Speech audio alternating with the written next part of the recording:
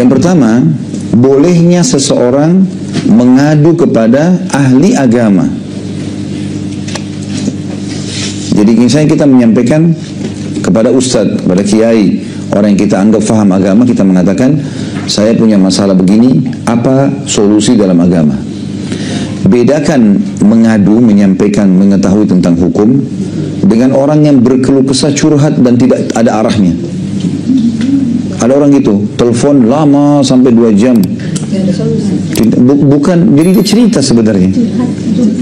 Ujung-ujungnya pertanyaan cuman, apakah saya sudah cerai atau tidak? Tapi ceritanya 2 jam dari sebelumnya. Udah, suami saya ucapin kalimat cerai, jatuh nggak? Hukumnya bagaimana? Selesai.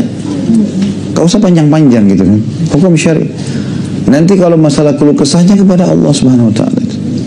Nggak ada gunanya, karena yang menguasai. Saya sudah kasih contoh tadi kan. Bagaimana suaminya si perempuan tadi jadi sadar justru karena doa.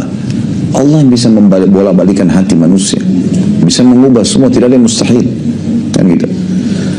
Jadi di sini boleh kita menanyakan hukum, mengadu, artinya kejadian terjadi begini, bagaimana hukumnya kepada ahlinya. Dan usahakan hindari selain ahli agama ini. Ada orang subhanallah semua temannya tahu. Semua begitu lihat mukanya orang, saya mau mengeluh nih. Sebentar saya mau curhat ya, sebentar saya mau curhat ya. Semua orang tahu masalahnya. Jadi kalau dia lewat seperti sudah tidak berpakaian, orang tahu, oh si fulan masalahnya ini. Sekarang dia ceritain tentang ibu sekarang punya masalah sama suami. Ceritakan tentang suaminya ibu. Orang tahu nih, semua teman-temannya ibu tahu. Terus kemudian satu waktu ibu baikan sama suami, ibu jalan, malu gak kira-kira? Loh katanya kemarin begitu, sekarang udah baikan. Jadi akhirnya kalaupun ibu nanti curhat lagi yang kedua kali, kemarin kan sudah nggak apa-apa, kok gitu? Nah, jadi nggak nyaman. Kalau kita berkeluh kesah sama orang tua kita misalnya telepon, saya begini, saya begini, saya begini, itu hanya akan menambah beban buat orang tua kita. Kesian mereka. Mungkin mereka dengarin penyampaian kita, tapi setelah tutup jadi beban, dia kepikiran. Mungkin kita sudah baikan malamnya sama suami, lupa bilang sama ibu di sana kepikiran. Tiba-tiba minggu depan, bulan depan telepon, gimana urusan kamu? Oh sudah selesai ibu. Loh sebulan ibu kita menderita, pikirin kita. Coba belajar untuk menjadi orang yang punya rahasia. Terutama masalah-masalah kita pribadi, kecuali dengan Allah SWT. Dan curhat pun pada ustadz, pada kiai ini, pada hukum syar'i, bertanya, ada kejadian begini, apa hukumnya? Gitu kan? Jadi kita tanya hukum, itu yang penting. Karena ada gunanya juga. Ustadz itu juga seorang manusia. Dia pun bisa digoda oleh syaitan. Ya? Berapa banyak orang begitu, akhirnya curhat-curhat, akhirnya terjadi perbuatan yang tidak benar. Bukan itu. Gitu kan? Saya kalau ada yang bertanya, pertanyaannya sudah kemana-mana, saya nggak jawab.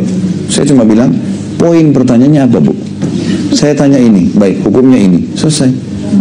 Pernah ada orang satu, bapak telepon saya, Ustaz saya lagi punya masalah gini-gini, baik, apa yang mau ditanyakan? Terus di speaker rupanya sama dia lagi ribut sama istrinya nih. Istrinya lagi ada di sebelahnya. Terus ini Ustaz masalahnya ini, saya lagi dengar begini. Istrinya jawab dari sebelah, tidak, enggak benar Ustaz. Saya ngapain tuh didengar seperti itu? Setelah dia manggil, Pak, sudah Pak. Oh masih ribut, kamu yang begini kamu. Saya matiin teleponnya. Telepon lagi sudah saya nggak jawab. Untuk apa ini gitu kan? Nggak tepat. Kita kalau lagi ada masalah, saya bilang tadi, cari solusi saja. Apa jalan keluarnya? Dan kalau orang yang salah minta maaf, orang yang benar memaafkan. Clear, selesai. Dan semua manusia pasti punya salah. Asal orang itu mau menyadari kesalahannya, sudah selesai sebenarnya. Kita aja punya salah banyak kan gitu. Kalau mau tidak punya salah, masalah nikah sama boneka. Bukan manusia. Nggak ada pikirannya, nggak ada perasaannya, udah. Nggak pernah marah, mau dicubit, mau dipotong pun nggak apa-apa. Buang di sampah juga nggak apa-apa.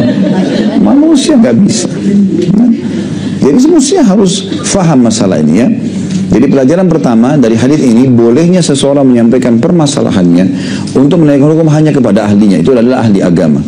Dan hindari semua manusia yang lain, termasuk orang dekat pun orang tua kita. Karena kesian mereka gitu kan. Kecuali orang tua kita memang ahli agama, faham agama, memang dia bisa berikan gambaran, tidak ada masalah. Mungkin ayah kita seorang ustadz juga atau kiai, kita bisa bertanya, dia bijak, nggak ada masalah. Tapi kalau enggak, lebih baik jangan. Makanya Khabbab bin Arat waktu itu sebenarnya ada Abu Bakar, ada Umar, ada Abu Bakar, ada Ali bin Abi Thalib, ada banyak sahabat-sahabat Nabi. Beliau tidak datang ke sana, beliau datang kepada Rasulullah SAW. Tahu ini ahlinya.